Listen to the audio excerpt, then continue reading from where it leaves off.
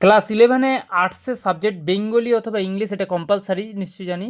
তো যাদের বেঙ্গলি মাতৃভাষা নয় তারা ইংলিশ, হিন্দি, নেপালি, উর্দু, সাঁওতালি, ওড়িয়া, তেলেগু, পাঞ্জাবি নিতে পারে। যাদের সেকেন্ড সাবজেক্ট ইংলিশ প্রয়োজন নেই, তার বদলে সে Hindi, Bengali, Nepali, alternative English নিতে পারে। তবে আমরা বেসিক্যালি বেঙ্গলি ইংলিশ আমাদের নর্মালের ক্ষেত্রে, আর যাদের একটু বাইরের রাজ্য থেকে এসে এখানে আছে তাদের ক্ষেত্রে একটু আলাদা, বা আমাদের কিছু যাদের এখানকার স্থানীয় যাদের মাতৃভাষা আলাদা তাদের ক্ষেত্রে আলাদা হয়ে থাকে।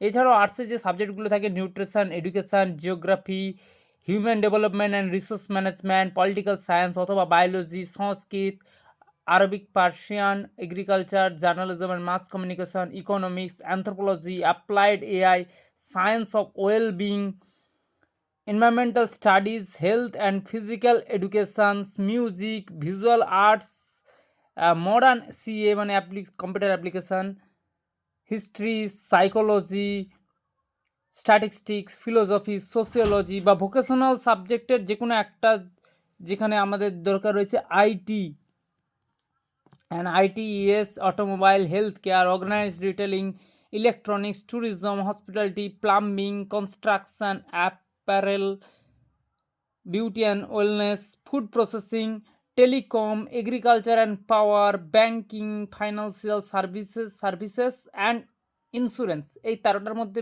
13-14টার মধ্যে ভোকেশনাল সাবজেক্টের মধ্যে একটা নিতে পারো। তো আর্টসের বাচ্চাদের কাছে এতগুলো সাবজেক্ট রয়েছে, তবে এতগুলো সাবজেক্টের মধ্যে আমরা শুধু বিশেষ কিছু সাবজেক্ট আমরা বাছি।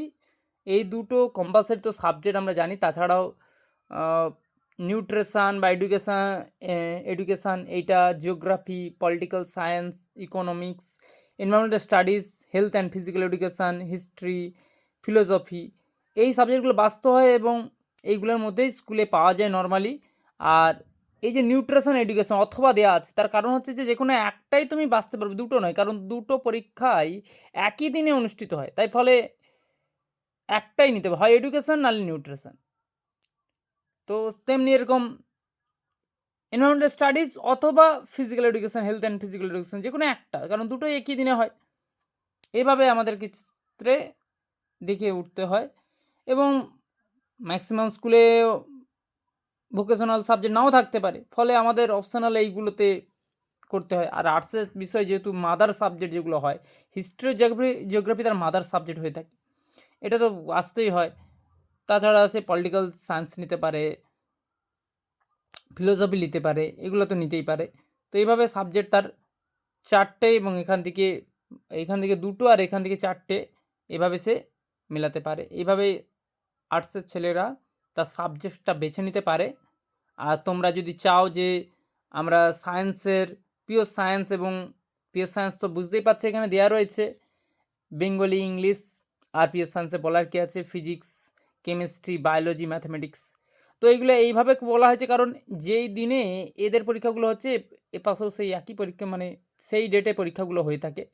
এই পলিটিক্যাল সায়েন্স যেদিকে পরীক্ষা হবে সেদিনই কিন্তু পিওর সায়েন্সে বায়োলজি পরীক্ষা হবে। যেদিন জিওগ্রাফি পরীক্ষা হচ্ছে আর্টসের, সেদিকে সেই দিনই কেমিস্ট্রি পরীক্ষা হবে।